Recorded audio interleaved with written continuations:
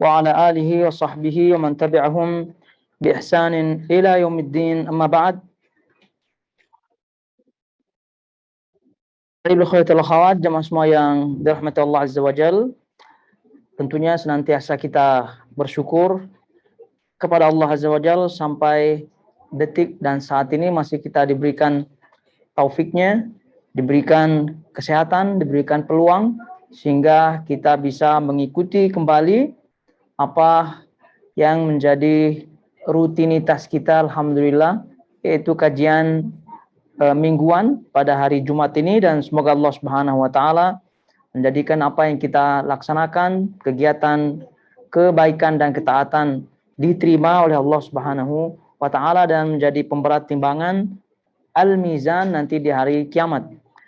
Baik, sekarang kita akan melanjutkan bahasan kitab Al-Kabair, dan yang sama-sama kita ketahui kita memasuki pasal yang disebutkan oleh beliau rahimahullahu taala berkaitan dengan kumpulan dosa-dosa yang kemungkinan, bukan kemungkinan lagi, bahkan termasuk dosa-dosa besar. Jadi poin-poinnya kita sudah bacakan. Yang pertama kaitannya dengan membenci, hasad kepada saudaranya, kepada orang lain. Kemudian yang kedua, tidak mencintai Nabi SAW dengan sepenuhnya, dan juga bagian daripada itu tidak menyukai ajarannya, dan tentunya tidak diragukan lagi di dalamnya termasuk perkara-perkara bid'ah.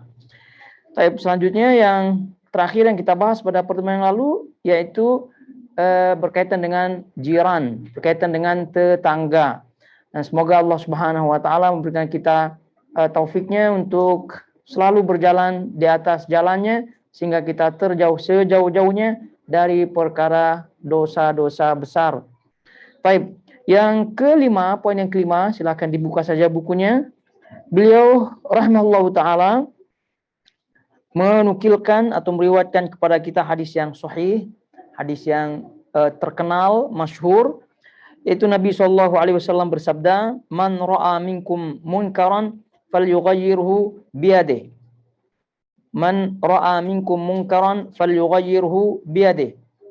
Faman lam yastati' fabilisanihi wa man lam yastati' fabiqalbihi wa dzalika adhaful iman." Barang siapa di antara kalian melihat suatu kemungkaran, maka hendaklah dia mencegahnya dengan tangannya. Jika dia tidak mampu, maka hendaklah dengan lidahnya, dengan ucapannya. Dan jika dia tidak mampu juga, maka hendaklah dengan hatinya. Dan itu adalah selemah-lemahnya iman. Nah, ini kaitannya dengan hadis berikutnya, poin yang ke-6, dan juga ada kaitannya dengan poin yang ke-7. Sehingga kalau ada waktu kita baca ketiga hadis ini insyaallah taala. Baik, hadis yang pertama di situ hadis yang sangat masyhur sekali, kaitannya dengan taghyir al-munkar, kaitannya dengan mengingkari kemungkaran. Dan dalam hadis yang tadi kita mendengar bersama dan kita baca, itu ada 3 tahapan. Mengingkari kemungkaran dengan tangan langsung. Kemudian yang kedua adalah mengingkari kemungkaran dengan lisan, yaitu ucapan. Kemudian yang ketiga mengingkari kemungkaran dengan hati. Dan itu wadzalika adhaful iman, itu adalah selemah-lemah iman. Baik, ini tentu apa yang dimaksudkan oleh Imam Az-Zahabi rahimahullahu taala di sini kaitannya dengan dosa besar, yaitu tidak mengingkari kemungkaran di saat mampu. Kemudian tidak ada hal-hal yang mencegahnya untuk mengingkari kemungkaran tersebut. Jadi apabila ini berlaku pada seseorang atau bahkan pada masyarakat, maka tentu dia atau termasuk ke dalam dosa besar. Termasuk ke dalam, sekali lagi, dosa besar. Karena taghyir munkar, karena mengingkari kemungkaran, itu sebagaimana yang dijelaskan oleh para ulama memiliki syarat-syarat dan ketentuan.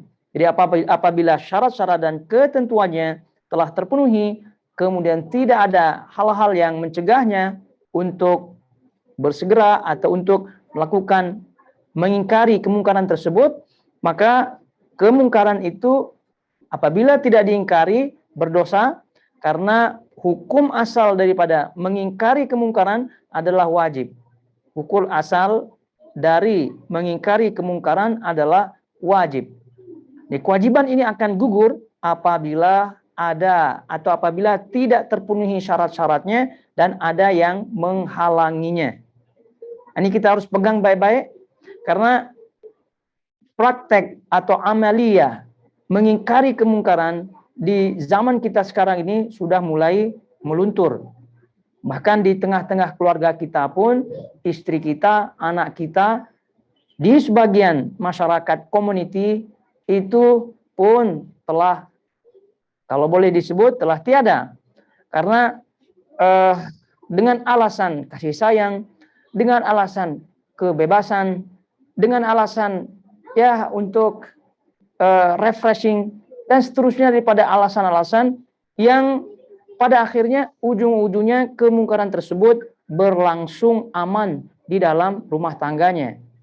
Jadi oleh karena itu ini penting untuk kita diingatkan oleh para ulama supaya apa, minimal di dalam keluarga kita, minimal di dalam rumah tangga kita itu kemungkaran itu tidak ada. Karena bagi orang tua, dalam hal ini bapak-bapak atau juga ibu-ibu, itu berkuasa penuh tentunya di dalam rumah tangganya, ya tergantung di bawahnya. Ya kalau suami ya tentu lebih berkuasa kepada istrinya.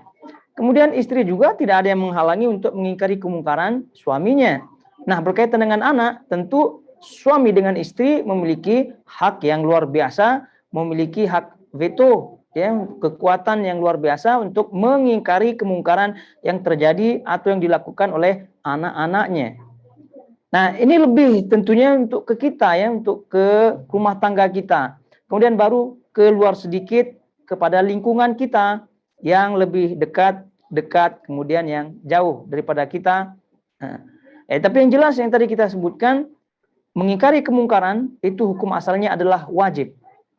Dan bahkan Imam An-Nawawi rahimahullahu taala menyebutkan wajib apabila telah atau wajib kepada orang-orang yang tidak bisa diingkari kemungkaran tersebut kecuali olehnya. Karena ada sebagian kemungkaran-kemungkaran yang tidak bisa, tidak boleh diingkari oleh orang-orang kecuali orang-orang tertentu saja. Maka ini tentu lebih wajib lagi untuk diingkari kemungkaran tersebut. Nah, ayuhatal akhwat jemaah semua yang dirahmati Allah Azza wa Jalla, kaitannya dengan di sini kata Nabi SAW, mengingkari dengan tangan. Itu barang siapa di antara kalian melihat suatu kemungkaran, maka hendaklah dia mencegahnya dengan tangannya. Mencegahnya dengan tangannya apabila mampu. Dan kaitannya dengan mencegah atau mengingkari kemungkaran dengan tangan, ini kita berbicara hukum Islam tentunya, karena sekarang hukum-hukum yang ada ini telah atau human right gitu, hukum-hukum hak-hak manusia itu di akhir zaman kita ini yang mencegah untuk melakukan taghir atau mengingkari kemungkaran yang ada. Kalau tidak, secara hukum Islam itu segala kemungkaran, terutama yang berkaitan dengan kekufuran, kemudian kemungkaran yang nyata, itu boleh siapa saja mengingkarinya. Boleh siapa saja mengingkarinya dengan tangannya. Dan bahkan para ulama menyebutkan benda-benda yang diingkari atau benda-benda yang dirusak akibat mengingkari kemungkaran tersebut itu tidak perlu diganti. Tidak ada hak untuk mereka-mereka itu meminta ganti. Contoh, kaitannya dengan kemungkaran kekufuran, patung, terus kemudian alat-alat musik, kemudian khamar, itu semua sudah muttafaq alaih. Ya, di ini kita berbicara Islam, ya, syariatnya itu sudah jelas hukumnya. Jadi oleh karena itu, kalau kita berbicara Islam, di mana saja melihat patung-patung itu, kalau kita hancurkan itu tak masalah. Tidak masalah. Kemudian khamar, Dan turunan-turunannya, mau namanya bir, mau namanya drug, mau nama apa saja, itu kalau kita hilangkan, kita pecahkan, kita hanguskan, itu tak ada masalah, tidak ada tuntutan bagi kita. Itu dia. Namun lagi-lagi ini sekarang kita berhadapan dengan masalah tadi undang-undang yang ada di sini, maksudnya di semua negara, itu yang mencegah kita untuk main hakim sendiri istilahnya. Kalau tidak secara hukum Islam itu tak masalah. Sebab itu ada sebagian negeri-negeri Islam, ya negeri-negeri Islam atau negeri-negeri yang kebanyakan penduduknya Muslim itu membentuk kelompok-kelompok sendiri untuk mengingkari kemungkaran. Nah, ada itu sehingga mereka mengingkari tempat-tempat maksiat, klub-klub malam, menghancurkan ini, menghancurkan itu. Nah, itu pada asalnya itu tak masalah, tidak masalah pada asalnya. Karena apa? Karena berkaitan dengan mengingkari kemungkaran dengan tangan, itu apabila sudah jelas-jelas kemungkarannya, seperti tadi khamar, drug dan seterusnya, maka itu tidak perlu izin, tidak perlu izin. Nah, tapi masalahnya adalah ada halangan dari undang-undang setempat. Nah, itu yang masalah. Jadi oleh karena itu di sini perlunya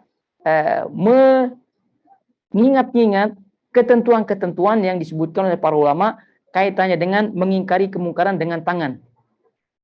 Jadi kesimpulannya, mengingkari kemungkaran dengan tangan itu hal-hal yang perlu diperhatikan atau syarat-syarat kalau boleh kita sebut. Itu yang pertama, kemungkarannya jelas. Kemungkarannya jelas. Jadi apa yang jelas? Yang jelas maksudnya seluruh kaum muslimin itu sepakat, mau awamnya, apalagi ulamanya, bahwa itu kemungkaran memang mungkar. Tadi, drug, narkotika, apalagi khamar, apalagi klub malam, campur-campur itu dan seterusnya. Itu semua kemungkaran. Jadi, nah ini pada asalnya apabila telah disepakati bersama itu tak masalah, tak perlu izin, tidak perlu izin untuk mengingkarinya. Ini kita berbicara hukum asal tentu ya. Nah, agar jangan sampai selepas dari sini kerasa-kerusuk pula membentuk organisasi kelompok front pembela ma'ruf kemungkaran apa. Baik. Jadi ini kita berbicara hukum asal, maksudnya itu kita sebutkan poin-poin penting. Nah, sebelum maju di situ. Nanti kemungkarannya sudah jelas. Jadi maknanya apabila ada kemungkaran yang masih khilaf, ada kemungkaran yang masih khilaf. Ya contoh kaitannya dengan tahlil, kaitannya dengan baca yasin, kenduri dan seterusnya, itu kita sebut khilaf lah. Kenapa kita sebut khilaf walaupun yang rajih adalah apa yang kita pahami selama ini. Tapi kita sebut khilaf kebanyakan di situ ulama-ulamanya mengatakan boleh. Jadi masalah kita kalau kita mengingkari dengan tangan, terus langsung kita lihat ada orang yang sedang kenduri, kita main hancur-hancurkan, mentang-mentang kita ada kekuatan. Nah, ini tentu keliru. Ada cara-cara. Ini kita berbicara mengingkari kemungkaran dengan tangan. Ini kita kan belum masuk kepada lisan. Itu mungkin saja berdialog, mungkin saja menasihati. Tapi kalau berkaitan dengan tangan, ini yang jelas-jelas maksiatnya. Tadi kalau kekufuran patung, nah, terus khamar, nah, itu semua kemungkaran yang jelas. Terus apa rumah-rumah apa itu pelacur-pelacur itu ada sekarang tuh. Nah itu semua di babat habis itu pada hukum asal Islamnya.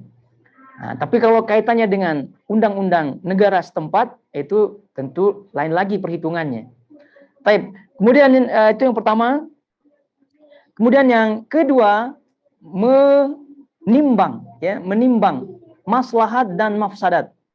Menimbang maslahat dan mafsadat. Jadi apabila ada kemungkaran yang apabila diingkari itu akan mendatangkan mafsadat yang lebih besar, maka kemungkaran tersebut atau yang mengingkarinya itu adalah orang-orang yang tepat untuk mengingkarinya. Contoh, kaitannya dengan hukum bunuh, hukum kisos. kita lihat ada orang yang membunuh orang. Ini kan kemungkaran jelas. Ini udah sepakat. Tadi kan kalau udah sepakat berarti kita tidak perlu izin. Ini kaitannya dengan pembunuhan. Kita bunuh saja dia. Gimana? Gitu kan. Kemudian orang yang berzina kita rajam saja. Mencuri kita potong saja tangannya. Nah, kaitannya dengan had. Ini kan had ini adalah bagian daripada mengingkari kemungkaran. Itu tidak. Menegakkan had kepada dosa-dosa tertentu semacam tadi, zina, dirajam, pencuri dipotong tangannya, kemudian qisas bagi yang membunuh dengan sengaja, dan seterusnya daripada had yang ada, itu adalah pada asalnya taghyir mungkar, mengingkari kemungkaran. Nah, mengingkari kemungkaran yang besar-besar semacam ini tidak bisa sendiri-sendiri. Itu yang dimaksud tadi, kaidahnya memandang maslahat dan mafsadat. Jadi apabila hal ini terjadi, maka kembalikan kepada pemerintah setempat, karena merekalah yang berhak atau yang tepat melakukan ingkar mungkar dalam hal menegakkan had tersebut. Kalau tidak, seperti yang disebut oleh Syekhul Islam Ibnu Taimiyah, kalau tidak, maka akan kacau. Masyarakat itu akan kacau. Akan terjadi al-haraj wal fasad, kata beliau. Al-haraj, saling bunuh-membunuh. Karena setiap kali orang melihat orang yang membunuh, kemudian dikisos, kemudian main potong tangan sendiri, main rajam sendiri, nanti bisa-bisa jadi, boleh-boleh jadi, keluarganya pun akan membalas lagi. Akhirnya kacau dunia ini.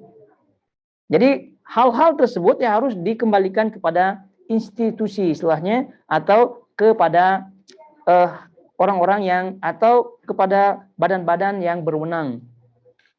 Nah, terus kemudian tadi bagian daripada memandang atau menimbang maslahat dan mafsadat itu juga masuk ke dalam yang poin yang ketiga, itu apabila maslahatnya atau apabila mafsadatnya lebih besar daripada maslahatnya, atau maslahat yang akan dicapai daripada mengingkari kemungkaran tersebut itu akan hilang, maka dalam keadaan ini tidak kita lakukan ingkar mungkar tersebut karena pertimbangan tadi. Jadi pertimbangannya adalah, kita ulangi, apabila kemungkaran yang kita ingkari akan menghasilkan atau membuahkan kemungkaran lagi, atau kemungkaran yang lebih besar lagi, nah ini tidak.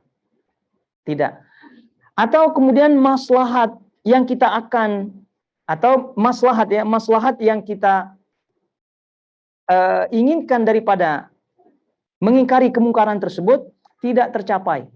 Ini pun kita pending dulu ingkar mungkarnya. Walaupun kemungkaran tersebut sudah jelas. Dan kemungkaran tersebut kita tidak perlu ke tadi badan-badan yang tadi, kerajaan, pemerintah dan seterusnya. Ya contoh saja ya yang berlaku di rumah tangga kita, anak-anak kita, atau yang lain-lain daripada teman-teman. Itu kita pandang maslahat dan mafsadatnya. Apabila kita ingin melakukan ingkar mungkar dengan tangan. Jadi selalu kita pertimbangkan apakah ini lebih itu maslahat apa tidak, atau apakah ini akan menghasilkan kemungkaran apa tidak, atau malah kemaslahatannya hilang. Memang kemungkarannya hilang, ada tatkala orang mengingkari kemungkaran, ingkarnya hilang, kemungkarannya hilang. Kemungkarannya tidak hilang, tapi yang hilang justru maslahatnya yang hilang. Nah ini harus betul-betul dipertimbangkan apabila kita ingin maju kepada mengingkari kemungkaran dengan tangan.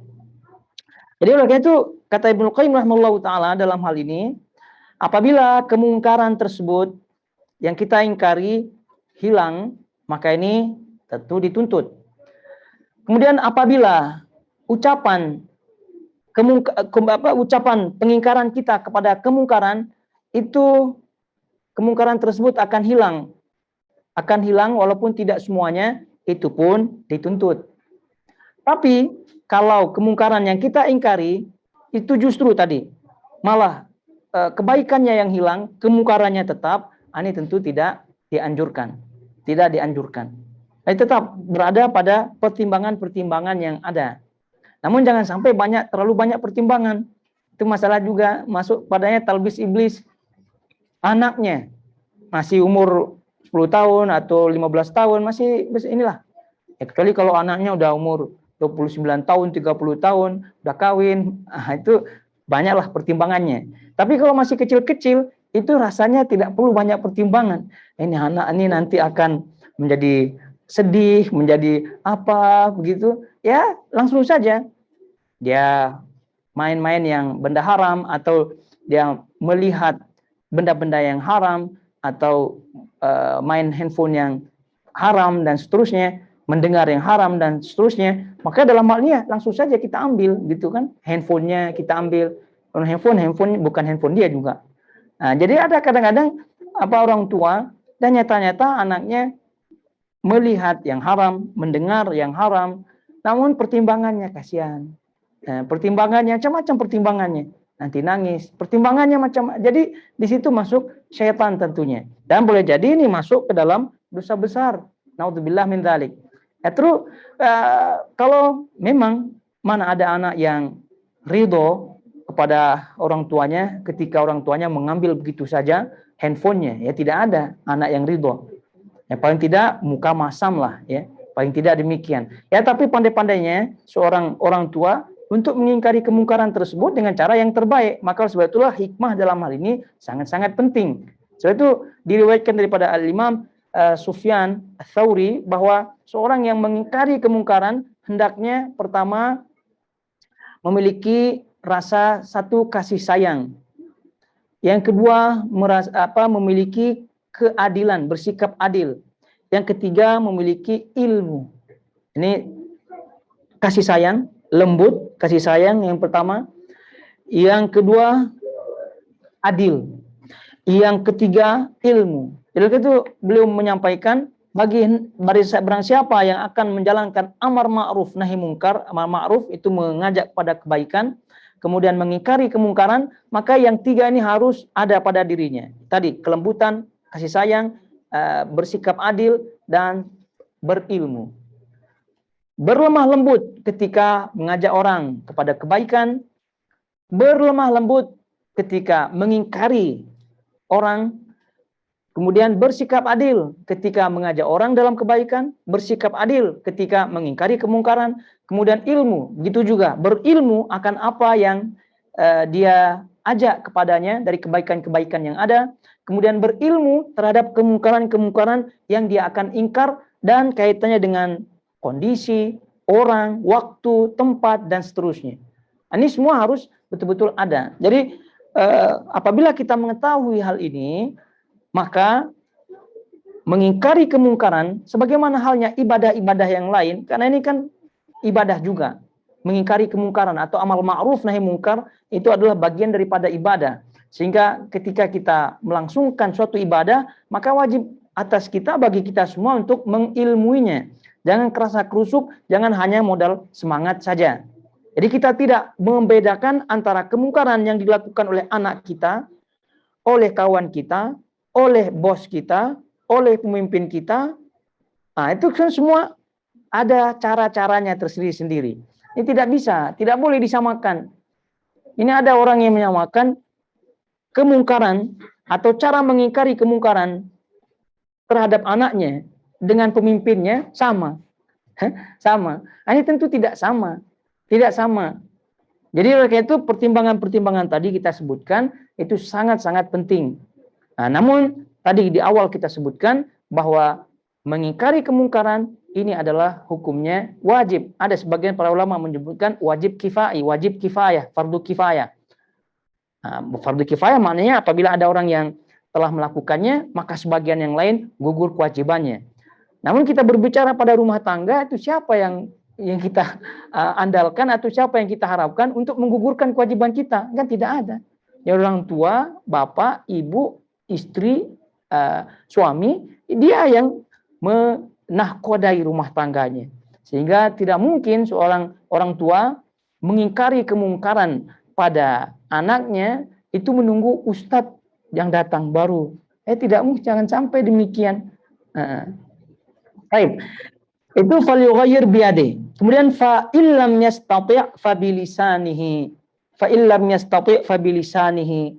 Jika dia tidak mampu, maka hendaklah dengan lidahnya atau dengan lisannya. Begitu juga dengan lisan, atau begitu juga halnya dengan tadi lisan, maka mempertimbangkan maslahat dan mafsadat. Ya kadang-kadang sakitnya akibat lisan ini lebih sakit daripada tangan. Kadang-kadang itu tidak, kita rampas benda yang kita akan ingkar tersebut tanpa diam, tanpa mengucapkan suatu ucapan, itu kadang-kadang orang tidak ada masalah. Tapi justru malah kalau kita mengucapkan suatu ucapan yang tembus pada hatinya, itu lebih sakit kadang-kadang. Walaupun barangnya itu tidak kita ambil.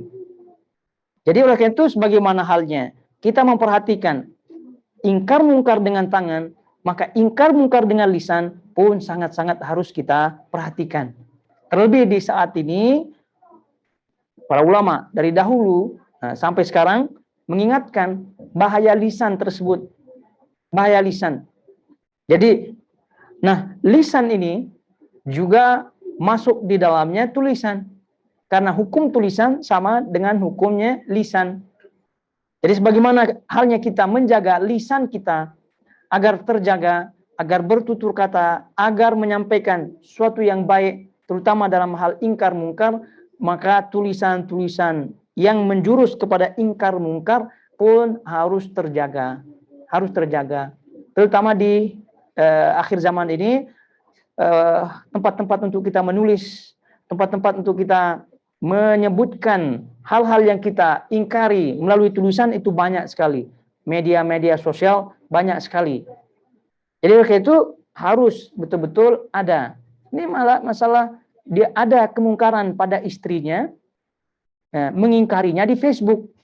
Itu masalah. Mengingkarinya di WhatsApp, di grupnya. Itu curhat. Itu curhat atau ingkar mungkar, itu babnya lain. Curhat pun itu kepada orang-orang yang apabila kita inginkan nasihat darinya. Tidak sembarang orang. Ini masalahnya dengan adanya media-media sosial ini, maka justru ini menjadi tempat kembali yang salah. Justru malah bukan masuk ke dalam dunia ketenangan, namun masuk ke dalam dunia yang penuh jebakan. Betapa banyak kita melihat kawan-kawan kita, baik yang kita kenal maupun yang kita tidak kenal. Karena di media sosial kan banyak lebih malah kawan-kawan yang kita tidak kenal. Itu tidak. Dia curhat di situ, mengingkari kemungkaran, dia cerita kronologinya, gitu, macam-macam di situ. Walhal intinya yang dia ingkar, orang yang dia ingkari tidak tahu. Apa yang dia sebut, saya sudah nasihati dia di mana? Di Facebook sudah saya tulis katanya. Itu tidak demikian tentunya. Jadi mengingkari kemungkaran dengan lisan pun sama halnya dengan tangan, itu hendaknya betul-betul diperhatikan. Kemudian yang terakhir, fa illam yastati' fa biqalbihi wa dzalika adhaful iman. Ini yang kita berbicara pada khalayak ramai tentunya ya, pada khalayak ramai di luar keluarga kita. Tapi kalau tadi keluarga kita, jangan berdalil wa dzalika adhaful iman. Istrinya mau diingkari kesalahan istrinya, udah dengan hati saja. Tidak cukup. Anaknya dengan hati saja. Tidak cukup. Nah, ini kita berbicara di luar sana gitu. Kita masuk mall, ya, kita di airport atau kita di tempat yang tempat umum, kan tidak mungkin kita akan mengingkari dengan tangan. Ini juga masalah. Tiba-tiba kita switch off, itu dia punya itu sound, itu masalah. Kita ngomel-ngomel sana ke petugasnya pun hanya sekedar menjalankan perintah bosnya. Bosnya mana? Walau alam, di mana dia? Begitu. Jadi intinya hal-hal seperti ini yang harus betul-betul kita perhatikan.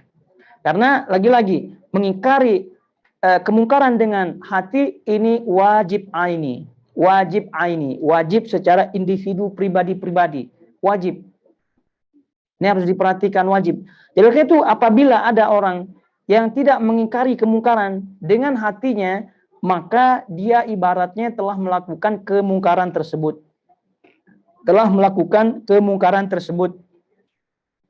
Nah, ini yang dikhawatirkan agar jangan sampai kita masuk ke dalam hal yang disebutkan oleh Nabi Shallallahu Alaihi Wasallam, bahwa barang siapa yang tidak mengingkari kemungkaran dengan hatinya, maka seperti orang yang melakukan kemungkaran tersebut. Dan ini hadisnya hadis sahih yang diriwayatkan oleh Imam Abu Dawud rahimahullahu taala. Jadi barang siapa yang tidak mengingkari kemungkaran dengan hatinya, itu seperti halnya orang yang melakukan kemungkaran tersebut. Nah, ayyuhatul akhwat, jamaah semua yang dirahmati Allah Azza wa Jalla. Jadi Nabi Shallallahu Alaihi Wasallam dalam tadi kita isyaratkan hadis riwayat Abu Dawud, beliau menyebutkan idza umilat al khati'atu fil ardi, jika suatu dosa dilakukan di bumi, kana man syahidaha fakarihaha kaman ghaba anha. Jadi kana man syahidaha fakarihaha kaman ghaba anha. Jadi orang-orang yang menyaksikan dosa yang dilakukan tersebut, apabila mengingkarinya kaman ghaba anha, apabila mengingkarinya maka dia tidak termasuk di dalamnya. Wa man ghaba anha faradiyaha kana kaman syahidaha. Dan barang siapa yang tidak melihat dosa tersebut dilakukan tapi tidak diingkarinya, maka kata Nabi SAW, kana kaman syahidaha. Maka orang ini sama halnya dengan orang yang melakukan dosa tersebut. Ini hadis yang patut untuk kita renungi bersama, agar jangan sampai kita terjatuh ke dalam dosa besar dan kita tidak merasakannya. Jadi minimal tadi kita sebutkan mengingkari dengan hati. Karena ini hadis Nabi SAW, ini sangat-sangat banyak orang yang tidak mengetahuinya, kemudian jatuh ke dalamnya. Nah, kita ingat-ingat hadisnya, jika ada suatu dosa dilakukan di suatu tempat, nah, maka orang yang menyaksikannya, apabila mengingkarinya, dia tidak termasuk ke dalamnya. Tapi sebaliknya, walaupun dia tidak melihat, namun tidak diingkari, maka dia termasuk ke dalam orang yang melakukannya. Nauzubillah min dzalik. Dan betapa banyak sekarang ini, betapa banyak ya kemungkaran-kemungkaran yang kita tidak lihat langsung, kita melihatnya recording. Ya, di Facebook kita lihat kemungkaran, di WhatsApp kita lihat kemungkaran, di YouTube kita lihat kemungkaran. Karena yang namanya media sosial itu tidak terlepas daripada kemungkaran-kemungkaran yang ada. Entah itu perempuan, entah itu khamar, entah itu pembunuhan, entah itu apa. Namanya video yang kita tidak cari-cari pun muncul sendiri. Itu dia. Jadi karena itu kita hadirkan dalam hati hadis semacam ini, agar jangan sampai kita tidak hadir, kita tidak pernah melihat, kita tidak kenal, namun ya sama hukumnya dia dengan kita, karena gara-gara kita tidak mengingkari dengan hati. Ya, oleh itu ayyuhatul akhwat semuanya, itu hendaknya betul-betul diperhatikan hal ini. Nah, ini pada individu, namun pada masyarakat apabila kemungkaran tersebut tidak diingkari, maka tentu malapetaka akan datang tentunya. Dan itu para ulama menyebutkan banyak akibat-akibat kerusakan di muka bumi, ketidakadilan di muka bumi, apalagi huru-hara di muka bumi, yang sekarang kita rasakan juga pandemi. Itu semua akibat apa? Akibat tidak adanya ingkar mungkar di atas dunia ini. Kita berbicara keumumannya, tidak adanya ingkar mungkar. Karena apabila kemungkaran tidak diingkari, maka tentu Allah Subhanahu wa taala itu akan mendatangkan azab. Sebelumnya tidak akan diterima doanya. Sebelumnya lagi rezekinya akan ditutup. Sebelumnya lagi hujan-hujan tidak akan diturunkan oleh Allah Subhanahu wa taala. Maka sebab itulah Allah Subhanahu wa taala dengan maha kuasanya telah mengatur. Ini semua sudah diatur oleh Allah Subhanahu wa taala. Jadi kita harus betul-betul memahaminya. Jadi karena kita sudah tidak bisa mengawal lagi dunia di luar rumah kita, maka paling tidak kita kawal dunia kita di dalam rumah kita, sehingga terkenal istilah baiti jannati. Nah, itu dia. Jadi kalau udah baiti jannati itu maknanya apa? Ingkar mungkar itu tidak lagi menjadi problem biasa, itu jadi nasihat di rumah kita. Amar ma'ruf, mengajak kepada kebaikan mudah. Ini kenapa jadi masalah? Masalahnya istrinya kadang rajin ke pengajian, suaminya yang bermasalah. Ada juga suaminya yang rajin, istrinya yang bermasalah. Kedua-duanya rajin, anaknya pula terlupakan. Sampai besar anaknya pula bermasalah. Nah, itu gimana caranya? Ya, caranya adalah dari awal kita harus betul-betul menyemangatkan satu sama lainnya. Istri menyemangatkan suami, suami menyemangatkan istri, kemudian selanjutnya anak diajak kepada pengajian-pengajian. Dengar apa tidak anak itu di pengajian itu urusan lain. Yang penting kita ajak dia. Yang penting lingkungan itu yang paling penting. Dia melihat orang khusyuk mendengar pengajian. Dia lihat orang yang mencatat. Udah, walaupun dia main-main tak masalah. Itu paling tidak akan menjadi kenangan nanti ketika dia telah membesar, ketika dia telah tua. Bagaimana halnya kita, kecil-kecil dulu masih kenangan-kenangan kita bermain kelereng-kelereng begitu. Ya, karena dulu di zaman kita ada pengajian, itu tidak. Kalau ada pengajian, mungkin saja kita ingat pengajiannya. Tapi masalahnya tidak ada pengajian di kampung, hanya main-main itu. Jadi itu pun kita ingat, alhamdulillah main-main itu, gitu kan. Nah, tapi masalah sekarang anak-anak kita main-mainnya lain. Nah, jangan sampai dia membesar dengan hal-hal seperti itu. Naudzubillah min dzalik. Jadi ini kita harus betul-betul perhatikan, kalau tidak ada ingkar mungkar pada suatu tempat, Nabi SAW bersabda dalam hadis yang sahih, hadis Hudzaifah ibnul Yaman radhiyallahu taala anhu, Nabi SAW bersabda, "Walladzi nafsi biyadih," demi jiwaku yang berada dalam tangannya, la ta'murunna bil ma'ruf, sungguh kalian akan menjalankan amar ma'ruf, mengajak kepada kebaikan, wala tanhawunna 'anil munkar, dan juga kalian akan mengingkari kemungkaran. Atau kalau tidak kalian lakukan, kata Nabi SAW, au la yushikannallah, maka kalau tidak hampir saja Allah akan yab'atsu 'alaikum azaban minhu, maka Allah akan menurunkan azab kepada kalian. Summa tad'unahu fala yastajibu lakum, kemudian kalian berdoa kepada Allah, namun doa kalian tidak dikabulkan. Ini hadis sahih riwayat Imam Tirmidzi dan juga yang lainnya, dan sanadnya hasan, dan bahkan ada yang menyebutkan sahih. Jadi intinya bahwa hal ini menjadi perhatian. Ya, Allah Subhanahu wa taala tidak segan-segan menurunkan azabnya, iqabnya, azabnya, dan kemudian selanjutnya kita tidak dikabulkan doanya oleh Allah Subhanahu wa taala. Jadi kita ulangi, la ta'murunna bil ma'ruf. Sungguh kalian akan menjalankan amar ma'ruf, mengajak kepada kebaikan, dan juga mengingkari kemungkaran. Kalau tidak, maka Allah Subhanahu wa taala hampir saja gitu mendatangkan, mengutus, mengazab kalian. Summa tad'unahu fala yastajibu lakum, kemudian kalian berdoa namun tidak diistijabah, tidak dikabulkan doanya oleh Allah Subhanahu wa taala. Nah, jadi itu huru-hara yang ada di zaman sekarang ini yang kita rasakan, itu jangan heran. Semua ada sebab akibatnya. Semua, sekali lagi, ada sebab akibatnya. Ya, pertama, yang ini tidak ada ingkar mungkar.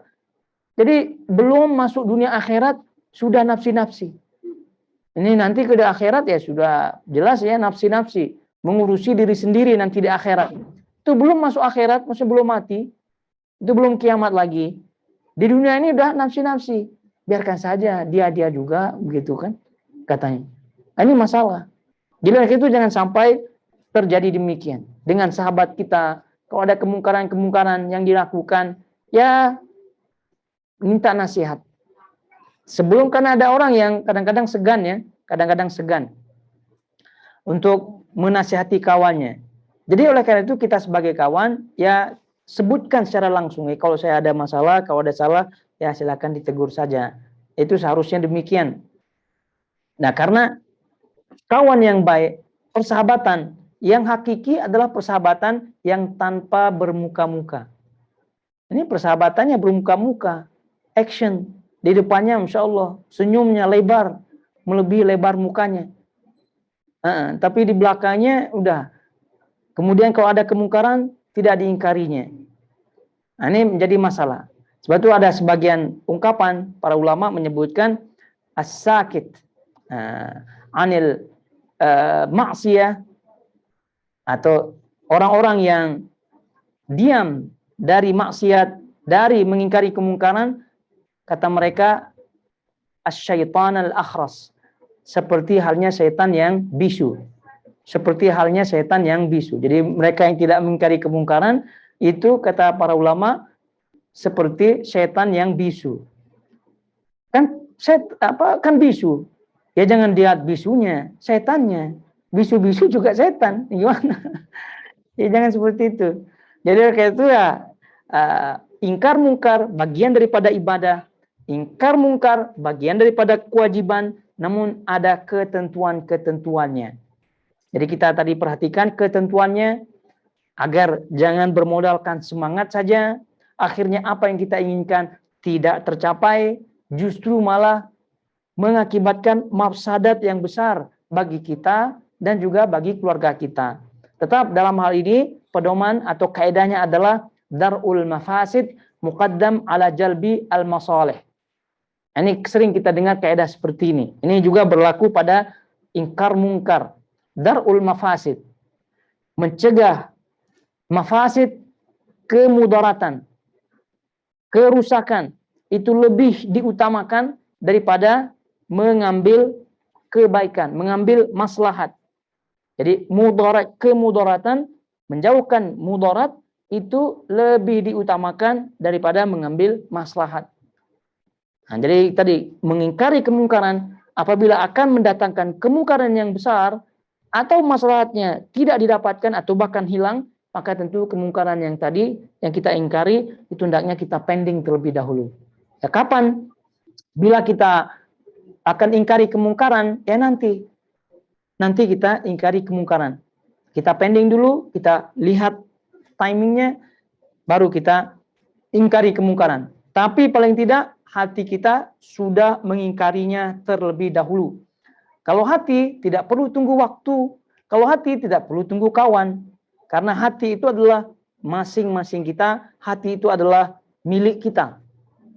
Jadi itu yang harus dijaga baik-baik, jangan sampai hati kita itu menunggu di kemudian hari, atau menunggu ini, menunggu itu, akhirnya ketika maksiat itu terjadi, hati kita tidak mengingkarinya, walhasil kita pun termasuk ke dalam, atau dosanya sama dengan orang yang melakukannya. Naudzubillah min dzalik. Jadi seluruh maksiat-maksiat yang ada, yang tadi kita sebutkan, hati kita harus betul-betul ingkar. Dan harus ditunjukkan. Jangan gimana hatinya, mengingkari apa tidak? Mengingkari. Tapi kok masih di sini? Tidak ada hajat masih di sini. Nah, itu apa bukti? Harus ada buktinya. Ya, kenapa pergi ke sana, ke mall gitu? Ya karena ada belanja, karena ada keperluannya. Jadi ya terpaksa dalam hati. Kan maksiatnya banyak di situ. Tapi dia tidak belanja, tidak apa, hanya nongkrong-nongkrong saja di situ, di mallnya. Ngerumpi istilahnya. Ngerumpi di mall, bermajlis di mall. Itu apa, belum lagi maksiat perempuannya, bermacam-macam jenis rupa-rupanya, kuning, hijau, seperti pelangi. Kayak gitu. Ya, gimana? Kenapa masih di sini? Ya kan yang penting hati katanya. Kita ingkar dalam hati saja. Ingkar dalam hati harus ada bentuknya. Anda ada perlu apa tidak di sini? Ya, kita nongkrong, ngopi-ngopi saja. Ya tidak perlu. Kata Nabi SAW, iyyakum maturuqat. Kata Nabi SAW, jauhilah kalian duduk di tepi-tepi jalan. Ini kata Nabi SAW. Nah, kata para sahabat, bagaimana ya Rasul, ini kan dah terpaksa kita di situ. Tidak ada tempat lain untuk duduk. Ya, karena biasa sahabat-sahabat dulu ya duduk, ketemu, ya Kata Nabi SAW, kalaupun kalian mesti harus tidak ada tempat lain kecuali itu, maka jagalah pandangan. Artinya itu dalam bentuk ingkar mungkar begitu. Tapi kalau sudah jelas tempat kopi, kafe sudah jelas ada yang lebih aman, kenapa juga pergi ke situ? Nah, itu bagian daripada mengingkari kemungkaran. Jadi sekali lagi, mengingkari kemungkaran dengan hati tidak hanya berkata dalam hatinya, saya ingkar, saya ingkar, saya ingkar. Tidak.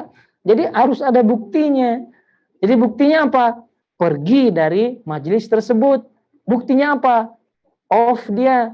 Buktinya apa? Unlike dia. Gitu. Buktinya apa? Bila perlu apps-nya itu hapus semua. Gitu. Ini mengingkari, saya ingkar. Tapi masih saja lihat. Ini masalah. Saya ingkar. Tidak ada reaksinya. Reaksi dia tidak ada. Untuk bentuk dia mengingkari kemungkaran. Jadi harus ada. Sebagaimana halnya cinta, suka, itu harus dibuktikan. Jadi kalau ada orang yang mengatakan cinta, sayang, ya pernah kita sebutkan bahasanya di cinta Nabi. Saya sayang Nabi. Tapi hanya maulidnya saja yang semangatnya. Semangatnya di maulid saja.